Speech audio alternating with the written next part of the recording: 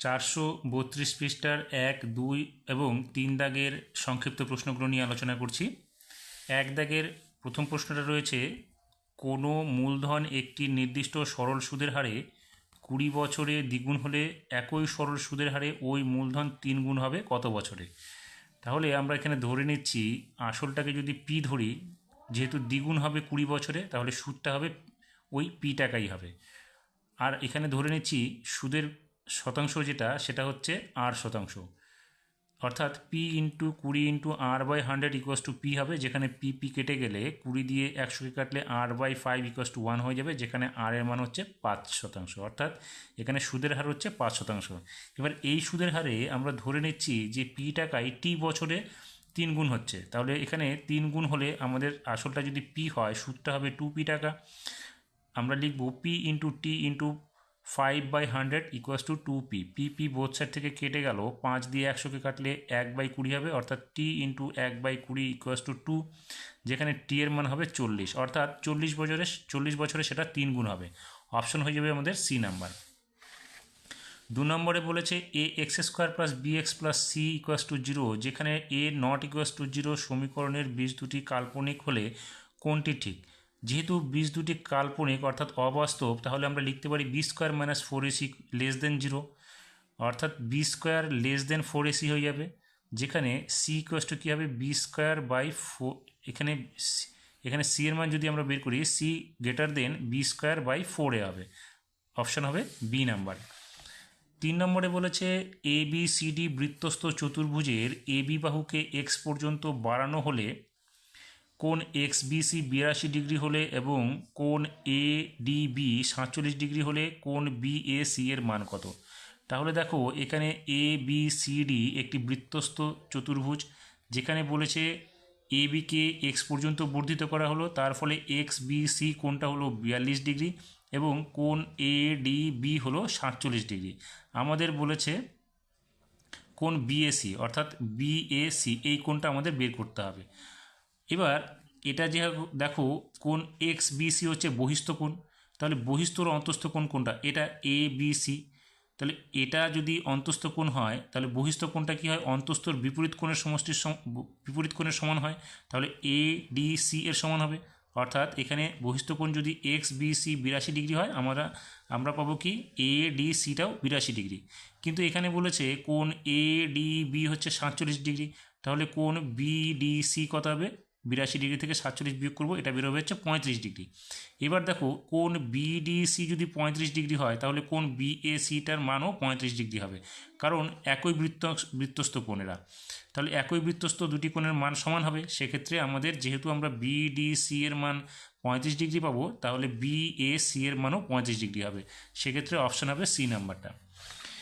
4 নম্বরে বলেছে x একক ধার বিশিষ্ট একটি নিরেট ঘনক থেকে সর্ববৃহৎ একটি নিরেট গোলক কেটে নেওয়া হলো, গোলকের ব্যাস হবে। দেখো যদি এখানে আমাদের যে ঘনকটা দেওয়া আছে, ঘনকের প্রত্যেক ধার যদি x একক হয়, এর মাঝখান থেকে যদি আমরা সর্ববৃহৎ যে বৃত্তটা আঁকবো, সেটার কিন্তু ব্যাসটা ওই ঘনকের বাহুর দৈর্ঘ্যের সমান হবে। সেক্ষেত্রে গোলকের ব্যাস কী হবে?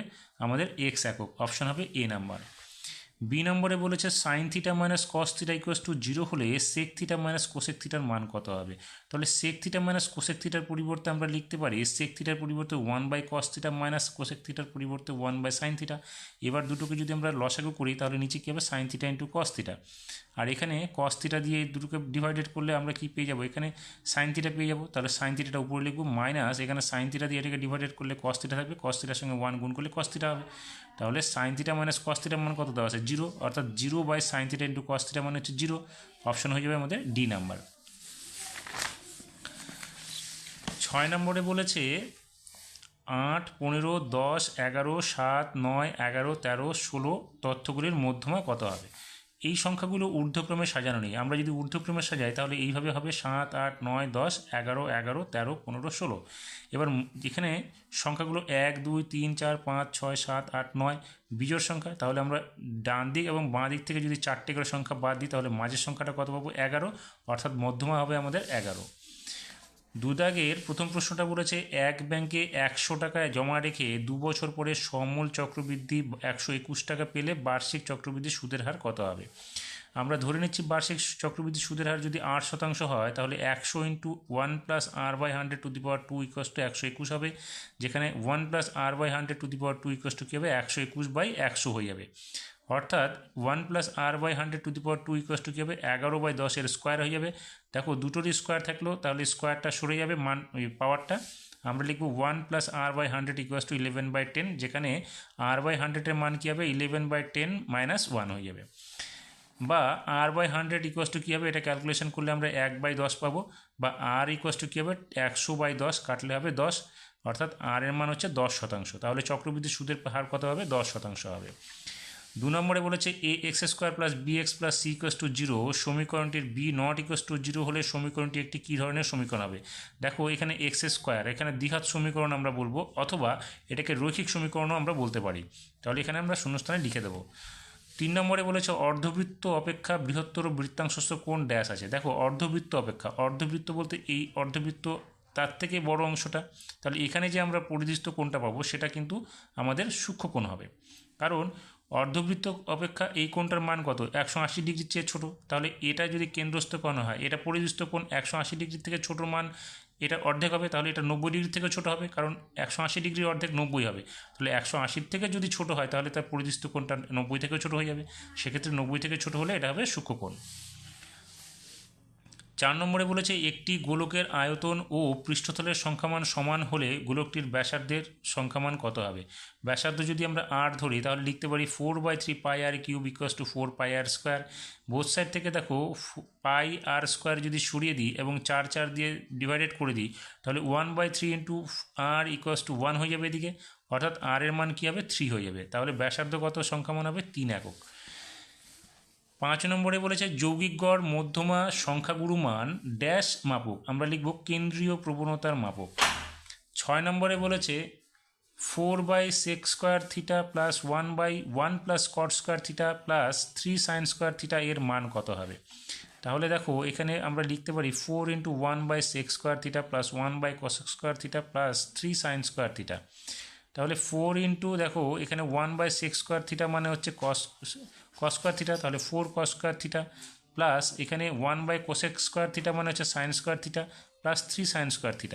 তাহলে আমরা এখানে 4 cosec² θ প্লাস এখানে দেখো একটা sin² এবং 3টা sin² মিলে হচ্ছে 4টা sin² θ হয়ে যাবে। আমরা 4 কমন নিয়ে নিলে এখানে 4 × cos² θ প্লাস sin² θ পাবো, যেখানে cos² θ প্লাস sin² θ মানে হচ্ছে 1, অর্থাৎ 4 × 1 মানে হচ্ছে 4। এবার 3 দাগের সত্য মিথ্যা যে রয়েছে তার প্রথম প্রশ্নটাতে বলেছে চক্রবৃদ্ধি সুদের ক্ষেত্রে আসল অপরিবর্তিত থাকে না। চক্রবৃদ্ধি সুদের ক্ষেত্রে প্রত্যেকবার পর্ব শেষে সেখানে আসল এবং সুদটা যোগ হয়ে সমূল চক্রবৃদ্ধিটাই আসল হয়ে যায়, সেক্ষেত্রে বিবৃতিটি হবে মিথ্যা। 2 নম্বরে বলেছে √75 এবং √147 সদৃশ্যকরণে। দেখো √75কে আমরা লিখতে পারি 5√3 এবং √147কে লিখতে পারি 7√3। দেখো √3 দুটোর মধ্যে আছে, অতএব দুটো সদৃশকরণে, সেক্ষেত্রে আমরা লিখব বিবৃতিটি সত্য। 3 নম্বরে বলেছে যে কোনো দুটি সদৃশ চিত্র সর্বদা সর্বসম, না সর্বসম হবে না, সদৃশ হবে, সর্বদা সদৃশ হবে, সেক্ষেত্রে বিবৃতিটি হবে মিথ্যা। কারণ দেখো এখানে ABC ত্রিভুজ আর এখানে PQR ত্রিভুজ, এই দুটোই 90 ডিগ্রি কোণের সমকোণী ত্রিভুজ, সেক্ষেত্রে বাহুগুলোর অনুপাত এদের সমান হবে, কখনোই দুটো সমান হতে পারে না, সর্বসম হতে পারে না, সেই জন্য বিবৃতিটি হবে মিথ্যা। 4 নম্বরে বলেছে একটি লম্ববৃত্তাকার চোঙের ব্যাসার্ধ 2 একক হলে চোঙটির যে কোনো উচ্চতার জন্য আয়তন ও বক্রতলের সংখ্যামান সমান হবে। তাহলে দেখি আমরা সেটা সংখ্যামান সমান হয় কত হয়, সংখ্যামান সমান হবে এবং কত, সেক্ষেত্রে দেখো আমরা যদি ধরে নিচ্ছি এখানে 3 একক যদি উচ্চতা ধরে নিই, ব্যাসার্ধ দেওয়া আছে 2, তাহলে আয়তন কি হচ্ছে πr² হবে, সেক্ষেত্রে π × r বলতে 2² × 3।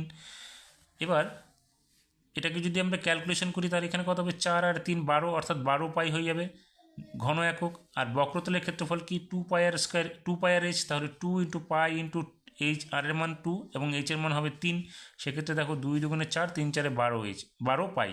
অর্থাৎ আমরা দেখতে পাচ্ছি যে কোনো উচ্চতা যদি ধরিস, দুটোর ক্ষেত্রে যদি উচ্চতা একই থাকে তাহলে আয়তন এবং বক্রতলের ক্ষেত্রফল সংখ্যামান সমান হচ্ছে, অর্থাৎ বিবৃতিটি হচ্ছে আমাদের কত সত্য।